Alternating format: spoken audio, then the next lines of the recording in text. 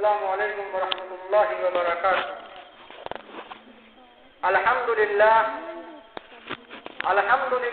وحدہ والصلاة والسلام على من لا نبی بعدہ. اما بعد فقد قال الله تبارك وتعالى في قرآنه المجيد وفرقانه الحميد: أعوذ بالله من الشيطان الرجيم. بسم الله الرحمن الرحيم. يا أيها الذين آمنوا ادخلوا في السلم كافة ولا تتبعوا خطوات الشيطان إنه لكم عدو مبين. صدق الله العظيم. وقال النبي صلى الله عليه وسلم: إن الله لا ينظر إلى أجسامكم ولا إلى صوركم ولكن ينظر إلى قلوبكم وأعمالكم. یہ لوگوں کے بارے میں تقریر أو كما قال عليه الصلاة لوگوں کے والسلام: بارے میں تقریر کے نوجوان تو ادھر ادھر کی نہ بات کر، یہ بتا کہ قافلہ کیوں لٹا. تو ادھر ادھر کی نہ بات کر، یہ بتا کہ قافلہ کیوں لٹا. مجھے رہزنوں سے ریلا نہیں، تیری رہبری کا سوال ہے. محترم حضرات، معزز سامعین کرام اور عزیز دوستوں، جیسا کہ آپ سبھی جانتے ہیں کہ ہر چیز کی ایک صورت ہوتی ہے اور اس کی ایک حقیقت ہوتی ہے. آپ روزمرہ کی زندگی میں صورت اور اس کی حقیقت اور اس کے درمیان کے فرق سے خوب واقف. میں آپ کو اس کی ایک مثال پیش کرتا ہوں جس سے آپ میری بات کو بہت اچھی طریقے سے سمجھ سکیں گے. آپ نے مٹی کے پھل دیکھے ہوں گے جو بالکل اصلی آم معلوم ہوتے ہیں یا بالکل اصلی پھل معلوم ہوتے ہیں، لیکن صورت اور حقیقت میں زمین اور آسمان کا فرق ہوتا ہے. اس میں جو وہ آم جو مٹی کا بنا ہوا ہوتا ہے اس میں نہ اصلی ذائقہ ہوتا ہے نہ خوشبو ہوتی ہے، وہ صرف دیکھنے میں عام معلوم ہوتا ہے. لیکن ان کے درمیان جو ایک بہت بڑا فرق ہوتا ہے وہ حقیقت کا ہوتا ہے کہ جو خاص بات اور جو خصوصیت اس آم میں ہوتی ہے، جو آم درخت پر پایا جاتا ہے، وہ خاصیت اور وہ خصوصیت اس آم میں نہیں ہوتی جو آم پلاسٹک کا بنا ہوا ہوتا ہے یا مٹی کا بنا ہوا ہوتا ہے. اسی طرح سے آپ جانتے ہیں کہ ایک شیر وہ ہوتا ہے جو جنگل میں پایا جاتا ہے اور جنگل میں اس کی خوریزی اور اس کی دہشت کے سامنے جنگل کے اور جنگل کے تمام جانور اس کو اپنا راجا تسلیم کرتے ہیں. اور یہ ڈر اور یہ خوف صرف جانوروں تک محدود نہیں ہوتا بلکہ جو اشرف المخلوقات انسان ہیں یہ بھی اس شیر سے ڈرتے ہیں. جہاں ایک طرف یہ شیر ہوتا ہے وہی اس کے بالکل ضد میں اور بالکل مقابل ایک شیر وہ ہوتا ہے جو بازاروں میں بکتا ہے، جس کو ایک چھوٹا سا بچہ مارکیٹ سے خرید کر لاتا ہے. اس کے اندر گھاس اور بھوسا بھرا ہوا ہوتا ہے. اس گھاس اور بھوسا بھرے ہوئے شیر کو ایک چھوٹا سا بچہ مارکیٹ سے خرید کر لاتا ہے، اس کے اوپر سواری کرتا ہے، اس کے کان اینٹتا ہے، اس کو مارتا ہے، پیٹتا ہے، اس کے ساتھ جو چاہتا ہے معاملہ کرتا ہے. اور وہ شیر ذرہ برابر بھی اس بات پر قادر نہیں ہوتا کہ وہ اپنے اس چھوٹے سے بچے سے بھی اپنا دفاع کرے. سامعین کرام،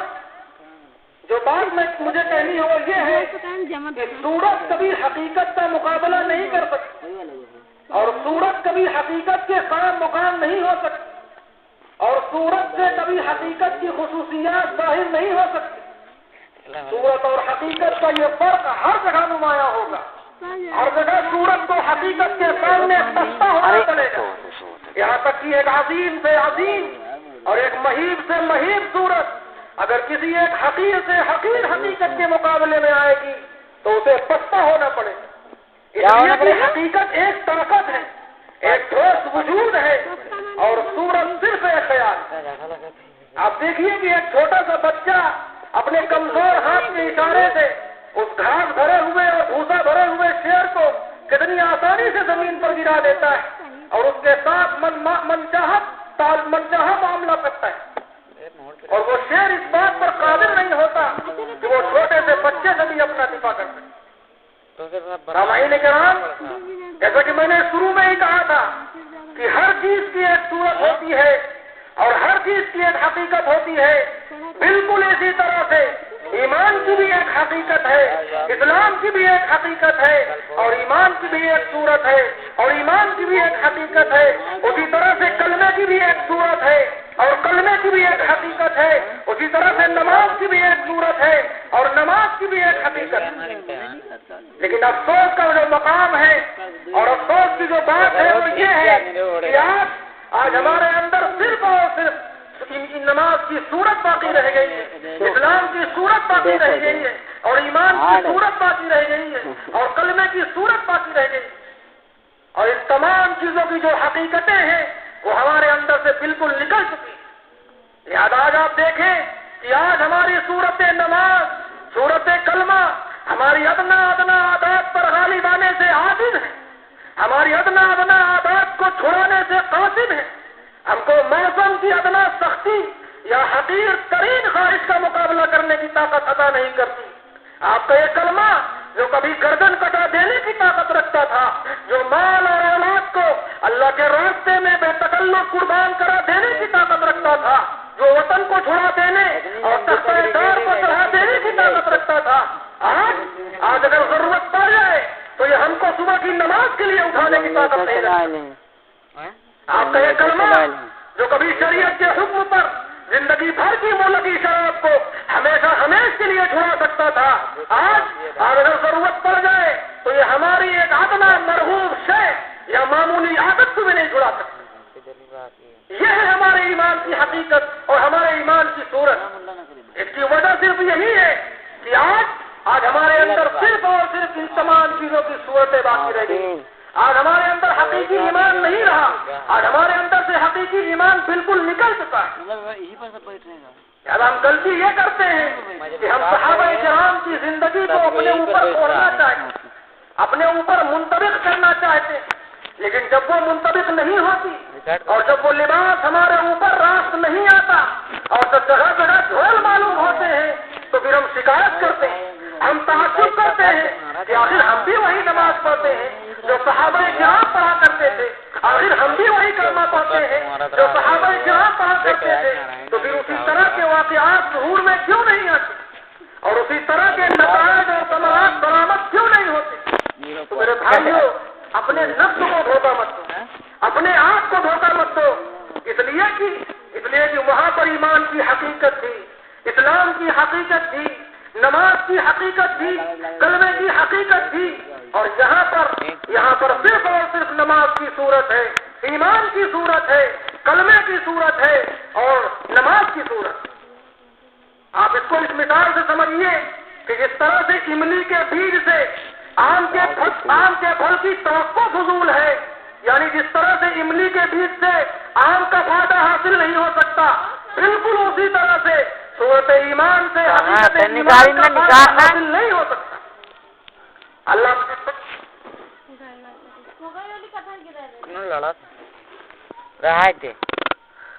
خیال میں کہہ بھی دیا لا الہ تو کیا حاصل، دل و نگاہ مسلمان نہیں تو۔ سامعین کرام، قرآن پاک میں صاف طور پر یہ اعلان کر دیا گیا ہے، 2-2-4 کی طرح واضح کر دیا گیا ہے کہ مسلمانوں، اگر تمہیں کامیابی چاہیے، اگر تمہیں دنیا کے اندر بھی سعادت چاہیے، اگر تمہیں آخرت کے اندر بھی سعادت چاہیے، تو پھر تمہیں ویسا ایمان لانا پڑے گا جیسا کہ صحابہ کرام کا ایمان۔ اگر تمہارا ایمان ویسا نہیں ہے تو پھر تم اس دنیا کے اندر بھی ذلیل اور رسوا ہوگے اور قیامت کے روز بھی تمہارا وہاں پر کوئی حصہ نہیں ہوگا۔ جو غور کرنے کا جو مقام ہے وہ یہ ہے کہ آخر صحابہ کرام کے ایمان کو ہمارے لیے مقتضا اور معیار کیوں قرار دیا گیا؟ ہم سے یہ کیوں کہا گیا کہ اگر تمہارا ایمان صحابہ کرام جیسا ہوگا تبھی تم اس دنیا کے اندر کامیاب ہو سکتے ہو اور آخرت کے اندر بھی کامیاب ہوگے، اور اگر تمہارا ایمان ویسا نہیں ہے تو پھر نہ تو تم اس دنیا کے اندر کامیاب ہوگے اور نہ ہی آخرت کے اندر کامیاب ہوگے۔ تو آؤ میں آپ کو صحابہ کرام کے ایمان کی کچھ جھلکیاں پیش کرتا ہوں، جس سے آپ کو یہ اندازہ ہو جائے گا کہ یہ اللہ تبارک و تعالیٰ نے کیوں کر صحابہ کرام کی زندگی کو ہمارے لیے آئیڈیل قرار دیا ہے، اور کیوں کر ہم سے یہ کہا کہ اگر تمہارا ایمان صحابہ کرام جیسا ہے تبھی تم کامیاب ہوگے، اور اگر تمہارا ایمان ویسا نہیں ہے تو پھر تم کامیاب نہیں ہو سکتے۔ سامعین کرام، آپ جانتے ہیں حضرت خالد بن ولید کو، آپ جانتے ہیں حضرت خبیب رضی اللہ عنہ کو، کہ وہ خبیب کہ جن کو تختہ دار پر چڑھایا جا رہا ہے اور ان کو سولی کا آرڈر ہو چکا ہے،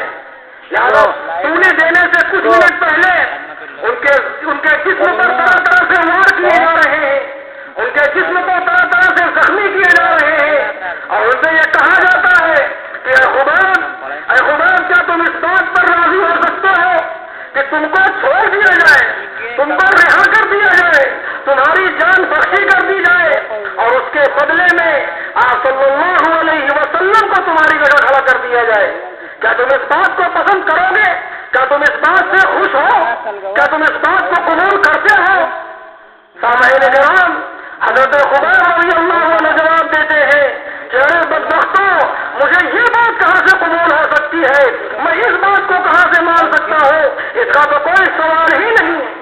میں تو اس بات پر بھی تیار نہیں ہوں، میں تو اس بات کو قبول کرنے کے لیے تیار نہیں ہوں کہ میری جان بخشی کر دی جائے، مجھے چھوڑ دیا جائے اور مجھے رہا کر دیا جائے، اور اس کے بدلے میں آپ صلی اللہ علیہ وسلم کے پاؤں مبارک میں ایک کانٹا بھی ڈلے، میں تو اس بات پر بھی تیار نہیں۔ یہ تھا صحابہ کرام کا ایمان، اور اسی طرح کے ایمان لانے کا مطالبہ قرآن ہم سے کر رہا ہے اس انداز میں کہ آمنوا کما آمن الناس، کہ لوگوں ایسا ایمان لے آؤ جیسا کہ صحابہ کرام کا ایمان تھا۔ سامعین کرام، آپ جانتے ہیں حضرت ابو سلمہ رضی اللہ عنہ کہ وہ ابو سلمہ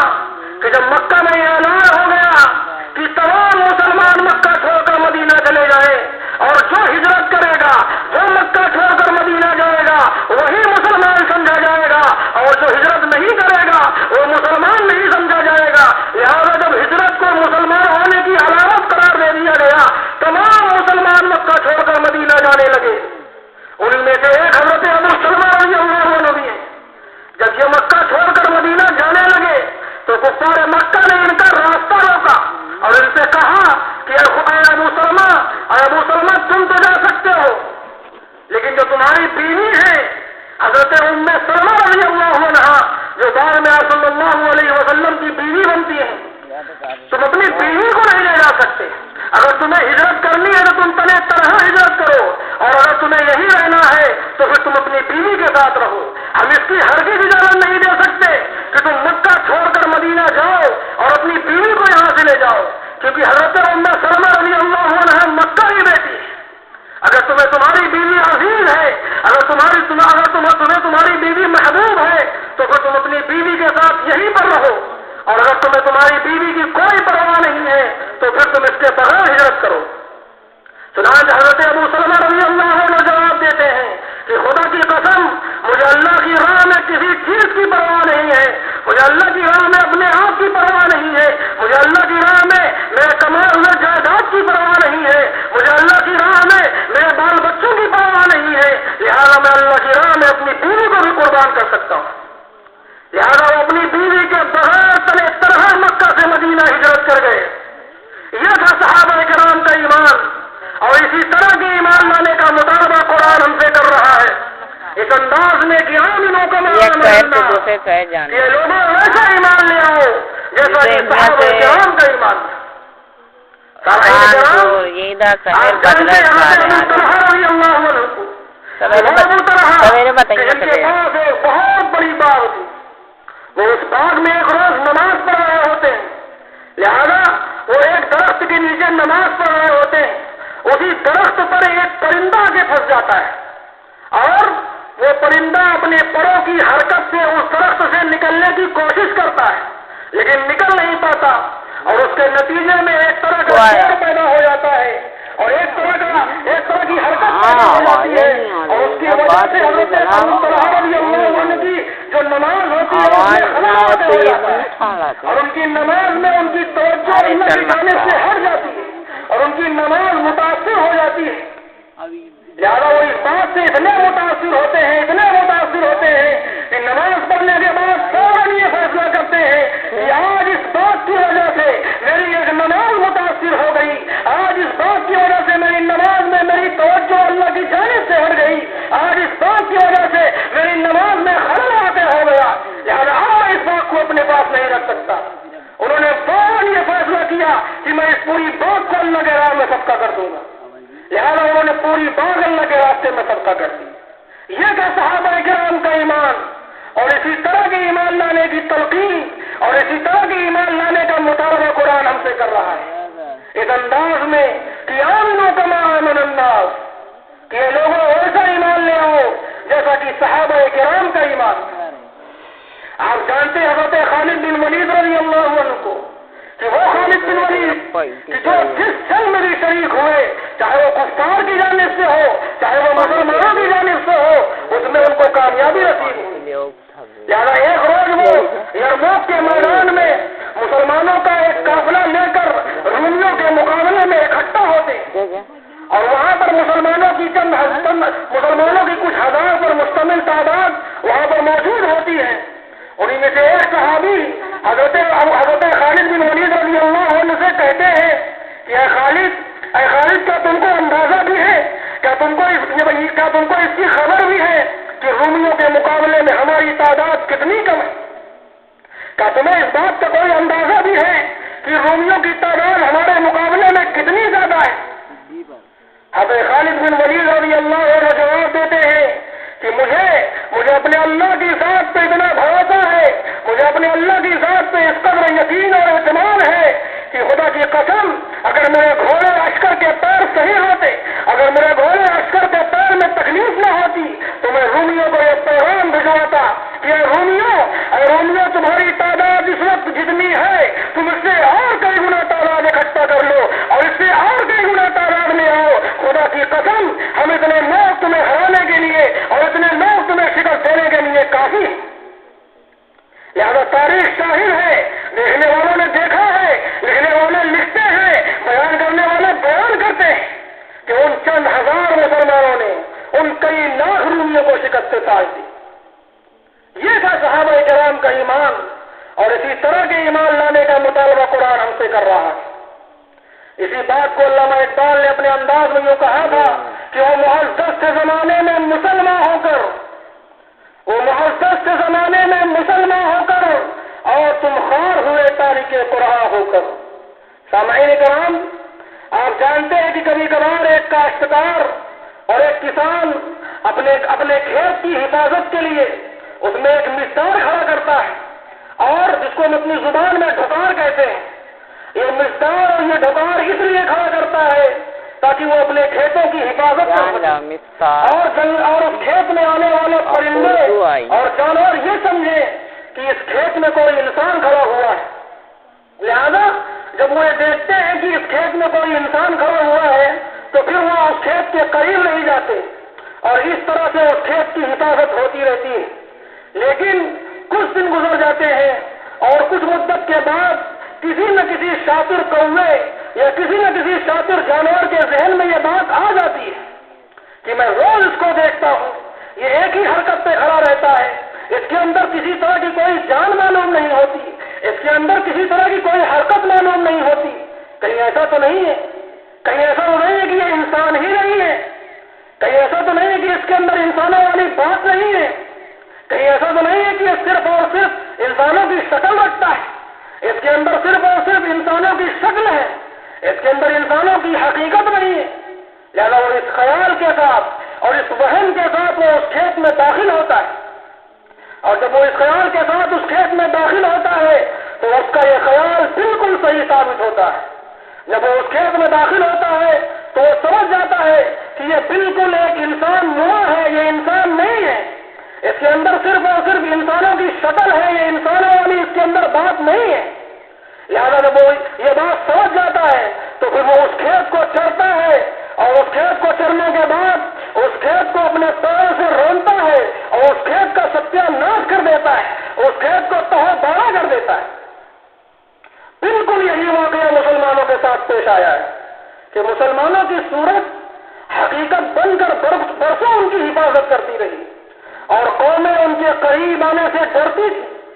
کسی کو مسلمانوں پر حملہ کرنے کی ضرورت نہیں ہوتی تھی۔ لیکن کب تک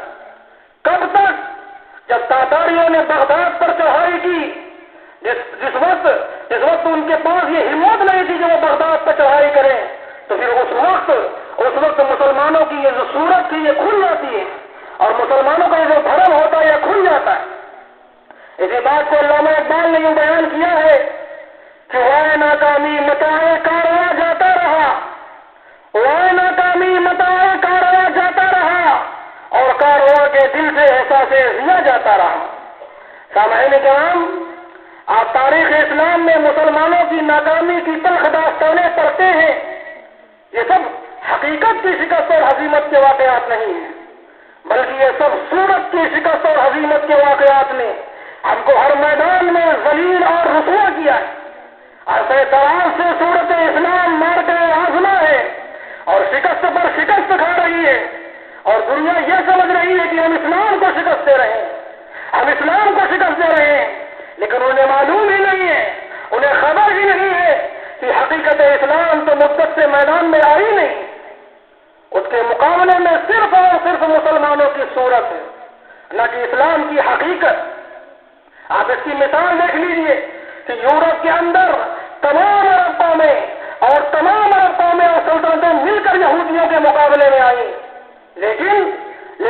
جذبہ جہاد اور ایمانی کیفیات اور حقیقت اسلام سے بالکل خالی اور صرف عربی قومیت کے نشے میں سرشار اور صرف اسلام کے نام نسب سے آراستہ، نتیجہ یہ ہوا کہ اس بے روح صورت نے یہودیوں کی جنگی قوت اور تنظیم اور اسلحے کی حقیقت کے سامنے شکست کھائی، اس لیے کہ یہودی اپنی ایک حقیقت رکھتے تھے، یہودی اپنی ایک حقیقی صورت رکھتے تھے اور مسلمان صرف اور صرف ایک صورت تھے، اور جیسا کہ میں نے کہا کہ صورت کبھی حقیقت کا مقابلہ نہیں کر سکتی۔ سامعین کرام، قرآن پاک کے اندر، حدیث پاک کے اندر اللہ تبارک و تعالیٰ نے جو بھی وعدے کیے ہیں وہ صرف اور صرف صورت اسلام، حقیقت اسلام کے ساتھ کیے ہیں۔ حدیث پاک میں صاف طور پر یہ اعلان کر دیا گیا ہے کہ ان اللہ لا ينظر الى اجسامکم ولا الى صورکم ولكن ينظر الى قلوبکم واعمالکم، کہ اللہ تبارک و تعالیٰ تمہارے جسموں کو نہیں دیکھتا، اللہ تبارک و تعالیٰ تمہارے چہروں کو نہیں دیکھتا،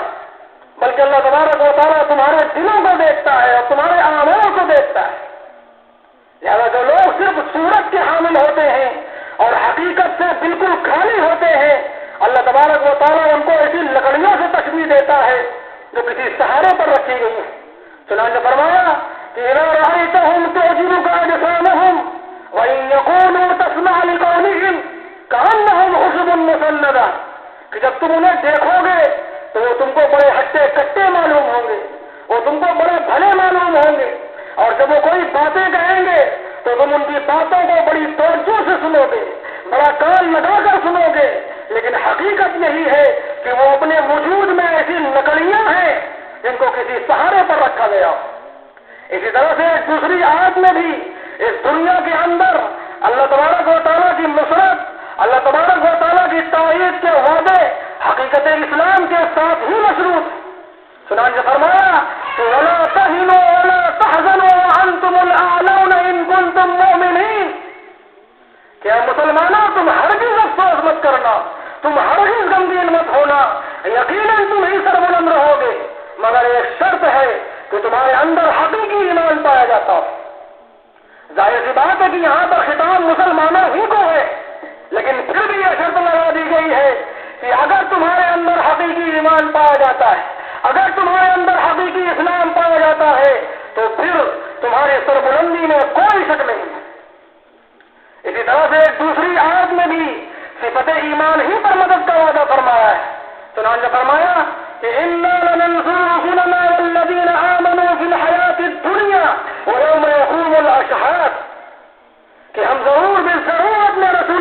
مدد کریں گے اور ان لوگوں کی مدد کریں گے جو اس دنیا کے